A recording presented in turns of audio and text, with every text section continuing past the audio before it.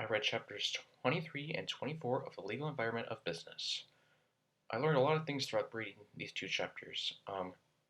From reading chapter 23, I learned about the Securities and Exchange Commission. It is a federal administrative agency charged with overall responsibility for the regulation of securities, including ensuring that investors receive full and fair disclosure of all material facts with regard to any public offering of securities.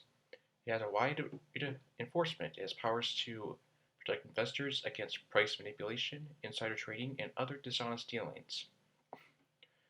Security is a stock bond or any other investment of interest that represents an investment in a common enterprise with reasonable expectations of profits that are divided solely from the efforts of those other than the investor.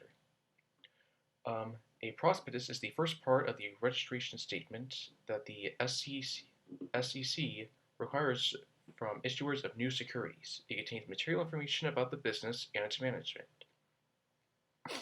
the offering itself, the use to be made of the funds obtained, and certain financial statements. The letter of comment of decency is a formal letter issued by the SEC indicating what corrections must be made in a registration statement for it to become effective. A non-investment company, there's also many different companies and markets I learned too. A non-investment company is a company whose primary business is not investing or trading securities. An exchange market is a securities market that provides a physical facility for the buying and stocking of stocks and prescribes the number and qualification of its broker members. These brokers buy and sell stocks through the exchange's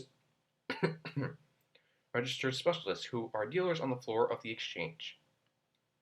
Over-the-counter market is a securities market that has no physical facility and no membership qualifications, and whose broker-dealers are market members who buy and sell stocks directly from the public. A tender offer is a public offer by an individual or a corporation made directly to the shareholders of another corporation in an effort to acquire the targeted corporation at a specific price. A hostile bid is a tender offer that is opposed by the management of the target company. And in chapter 24, I learned a lot about antitrust laws. Basically, trust, as defined in this chapter, is a business arrangement in which owners of stocks in several companies place their securities with trustees who jointly manage the companies and pay out a specific share of their earnings to the securities holder. There's also a few schools that were also brought up, like Chicago School, which is an approach to antitrust policy that is based solely on the goal of economic efficiency or the maximization of consumer welfare. And Harvard School is an approach to antitrust policy that is based on the desirability of preserving competition to prevent the accumulation of economic and political power, the dislocation of labor, and market efficiency. Basically, for reading about it, both schools end up having different views of how the antitrust policy should be taken care of. A class action suit is a lawsuit brought by a member of a group of persons on behalf of all members of the group. A parents-patrick suit is a lawsuit brought by a state attorney general on behalf of the citizens of the state.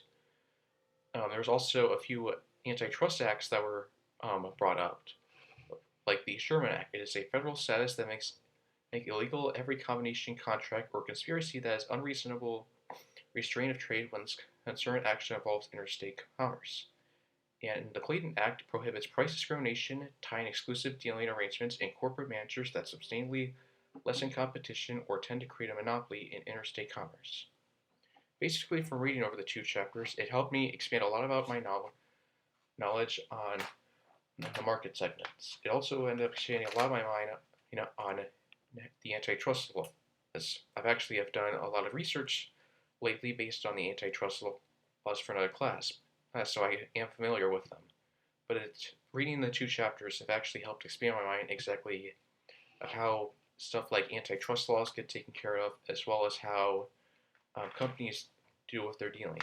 It really shows a lot of how it's going to impact business law, especially if something can go right and go wrong.